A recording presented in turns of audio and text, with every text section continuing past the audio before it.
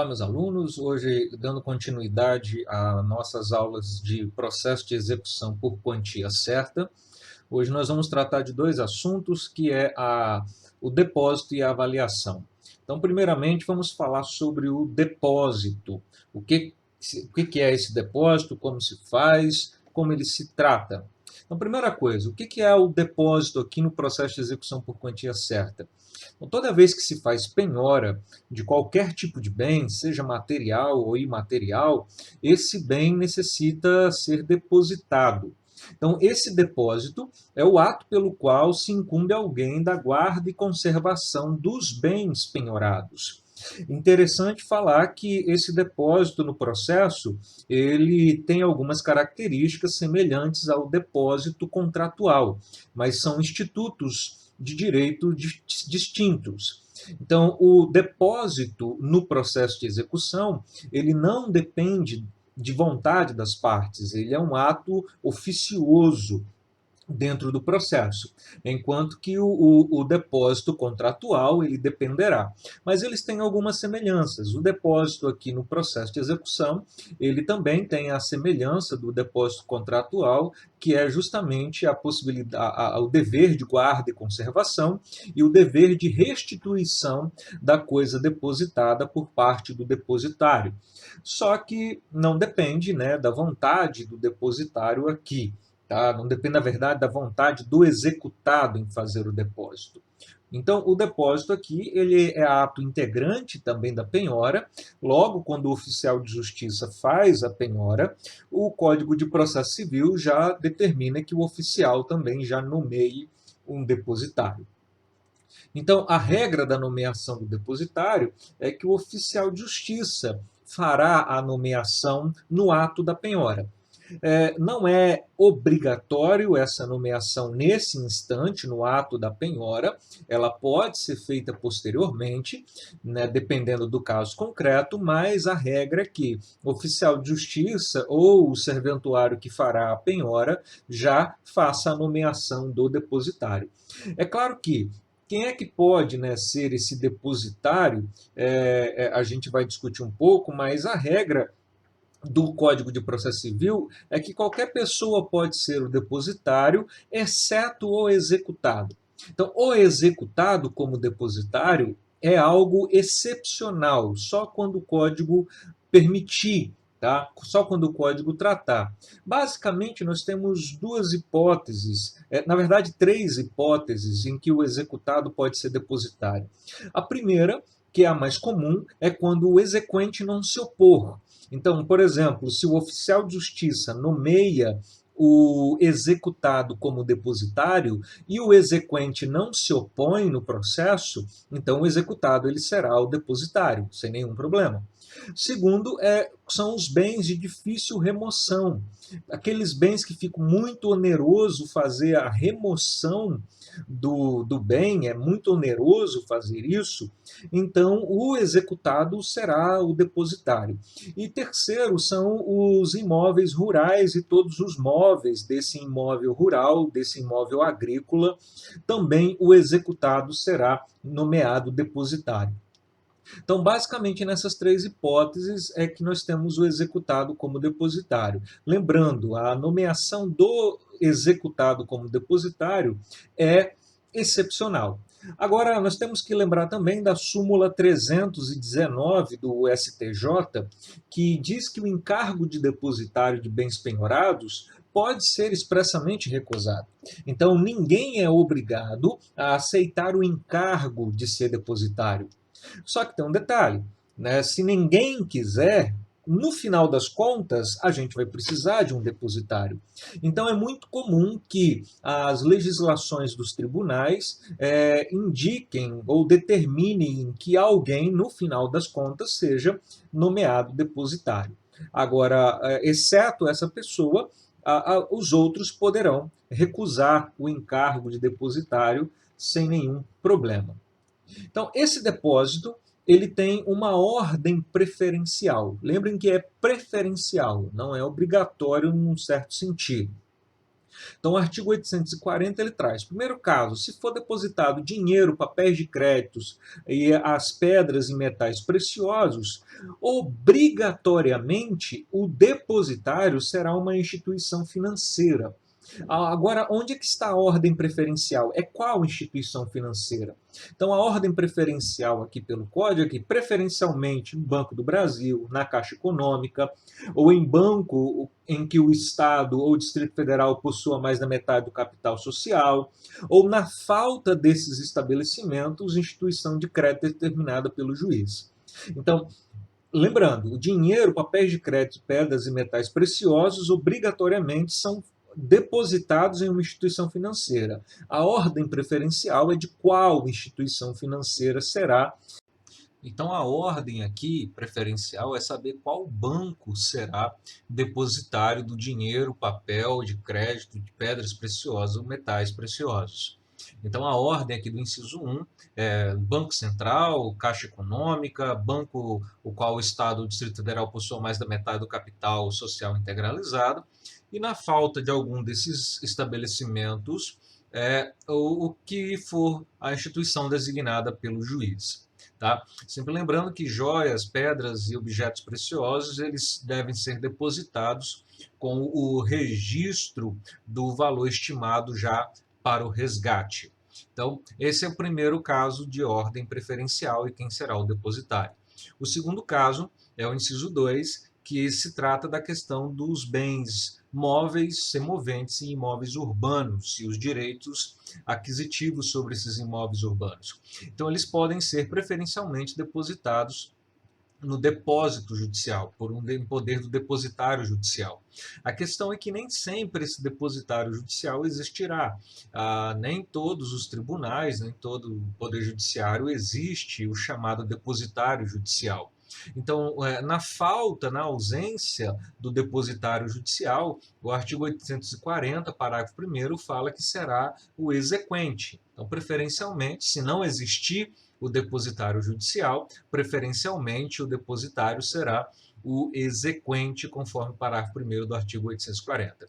O terceiro caso são os imóveis rurais, os móveis necessários à atividade agrícola, de uma certa maneira, né? Todos os instrumentos necessários ou úteis à atividade agrícola, eles poderão ser depositado ao executado. Então, o executado se tornará o depositário.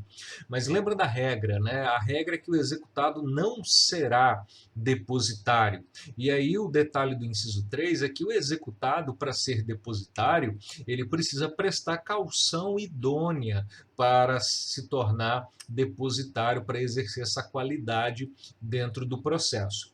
Então, em regra, nesse caso aqui, né, os imóveis rurais e os móveis necessários ou úteis à atividade agrícola, mediante caução, eles podem ser depositados com o executado. Então, aqui nós falamos os aspectos principais do depósito. A próxima questão que nós vamos tratar é sobre os aspectos da avaliação.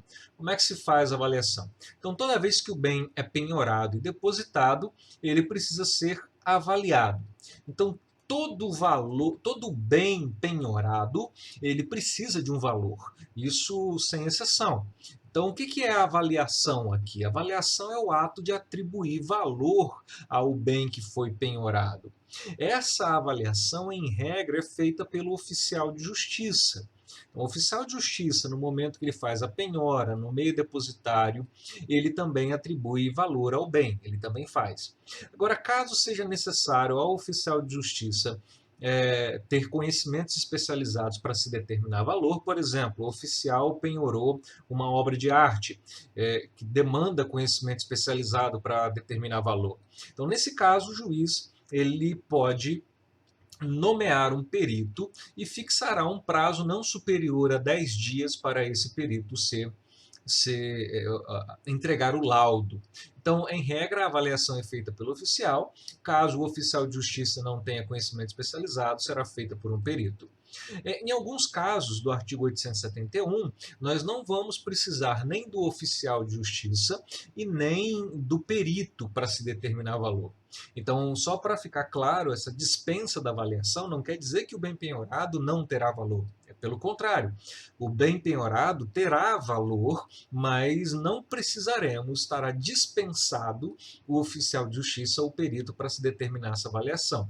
Quando isso acontece? Primeiro, quando uma parte aceitar a estimativa feita pela outra. Então, por exemplo, se o executado nomeia um bem a ser penhorado e indica um valor para este bem, se o exequente aceitar o valor estimado pelo executado, então não precisaremos do oficial de justiça e nem do perito para se determinar o valor. Agora, lembrando, o parágrafo único do artigo 871, ele fala que, nessa hipótese, a avaliação poderá ser realizada por oficial ou por perito, conforme o caso, quando houver fundada dúvida do juiz quanto ao real valor do bem. Então, se o juiz ficar desconfiado quanto ao real valor do bem, é claro que isso tem que ser fundamentado, ele pode determinar que se faça avaliação pelo oficial de justiça e, se necessitar de conhecimento específico, por um perito. A segunda situação em que a gente dispensa a avaliação do oficial ou do perito são quando os bens penhorados são negociáveis em bolsa de valores, que aí nós pegamos a cotação da bolsa, né? Então, a cotação da bolsa é que vai servir de parâmetro para se determinar o valor do bem penhorado. E o último, no caso de veículos automotores ou de outros bens, cujo preço médio possa ser realizado por meio de pesquisa, possa ser conhecido por meio de pesquisa em órgãos oficiais ou anúncios de venda em meios de comunicação, nós também podemos dispensar a avaliação do oficial ou do perito. Por exemplo, penhorou um veículo automotor, entra lá no site da tabela FIPE e vê quanto vale o veículo. Tá? É claro que aí o código coloca quem faz a nomeação do bem a penhora, ou seja, o exequente, o executado, quem fizer a nomeação que tem que fazer a comprovação dessa cotação de mercado. Tá? Então, aqui tanto vale para veículos automotores, que é a real intenção do legislador, mas ele deixou isso em aberto. Ou outros bens que a gente possa descobrir em sites oficiais de mercado ou em anúncios, né, o real valor do bem. Então, nessas hipóteses, não precisaremos nem do oficial de justiça e nem do perito avaliador. A avaliação em si, no caso do oficial de justiça, ela será feita por vistoria, né, e de laudos que serão anexados aí ao auto de penhora. No caso de perícia, pelo avaliador, o laudo de avaliação será apresentado no prazo especificado pelo juiz, que nós já falamos, não pode ser superior a 10 dias.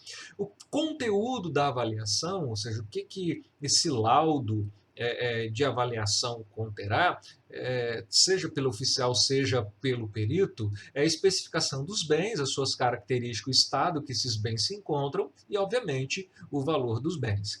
Então, esse daí, o laudo, ele é feito dessa maneira, de uma forma bem simples para o processo de execução. E existem casos em que será necessário uma nova avaliação. Então, nessa hipótese, nós já tivemos uma avaliação, já se passou um tempo no processo e aí será necessário fazer uma outra avaliação por alguns motivos. Quais são esses motivos? Primeiro, quando as partes fundamentadamente arguírem a ocorrência de erro na avaliação ou dolo do avaliador. Nessa hipótese, é claro, se for aceito o erro e se houver dolo do avaliador, o juiz poderá determinar uma nova avaliação. Segundo, quando houver majoração ou diminuição do valor do bem penhorado. Então, o bem já foi penhorado e, posteriormente, percebe-se que ele valorizou ou que ele desvalorizou. No caso, se perceber nessa segunda avaliação que ele valorizou demais, seria o caso talvez de fazer uma diminuição da penhora, porque talvez teríamos um excesso de penhora e seria o caso de diminuir. Ou, se o valor do bem diminuiu, seria o caso, então, talvez de fazer um reforço da penhora, penhorar mais bens, aumentar essa penhora, porque o valor do bem inicialmente já não garante mais a execução. De qualquer forma, necessitaria de uma nova avaliação para a gente saber se houve ou não majoração ou se houve ou não a diminuição do valor do bem penhorado. E o último caso é quando o juiz tiver dúvida, uma fundada dúvida sobre o valor atribuído na primeira avaliação. Lembra, o juiz ele não está, a avaliação aqui, ela segue as regras da prova pericial. E o juiz não está adstrito à prova pericial. Ele pode determinar que se faça uma nova perícia, que no caso é fazer uma nova avaliação. Quem faria essa nova avaliação? Segue as regras que nós falamos. De regra, o oficial de justiça. É claro que talvez deveria ser um outro oficial ou um perito avaliador. Então, feita a avaliação, resolvido todos os problemas sobre a avaliação, é claro que as partes podem contestar o valor atribuído aí nos autos, né? E no final das contas, o juiz ele terá que decidir qual é o valor correto. Decidindo qual é o valor correto, aí sim estaremos prontos para a próxima fase da execução, que é a fase da expropriação, conforme diz aí o artigo 875, que então, realizada a penhora e avaliação, o juiz dará início aos atos de expropriação do bem. Então, a gente só parte para a próxima fase da execução, que é a expropriação, depois de resolver todas as pendengas, todos os problemas, as questões relativas à avaliação. Pessoal, sobre depósito e avaliação é o que tínhamos para falar. Então, bons estudos, até a próxima.